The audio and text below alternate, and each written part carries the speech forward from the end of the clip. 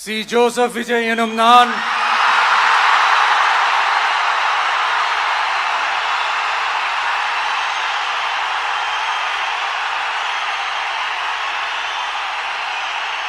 சட்டப்படி அமைக்கப்பெற்ற இந்திய அரசியல் அமைப்பின்பால் உண்மையான நம்பிக்கையும் மாறா பற்றும் கொண்டிருப்பேன் என்றும் இந்திய நாட்டின் ஒப்பில்லாத முழு முதல் ஆட்சியையும் ஒருமையையும் நிலை நிறுத்துவேன் என்றும்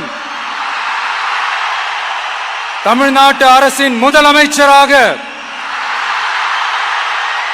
உண்மையாகவும் உளச்சான்றின்படியும் என் கடமைகளை நிறைவேற்றுவேன் என்றும் அரசியல் அமைப்பிற்கும் சட்டத்திற்கும் இணங்க அச்சமும் ஒருதலை சார்பும் இன்றி விருப்பு வெறுப்பை விலக்கி பலதரப்பட்ட மக்கள் அனைவருக்கும் நேர்மையானதை செய்வேன் என்றும் ஆண்டவன் மீது ஆணையிட்டு உறுதிமொழிகிறேன்.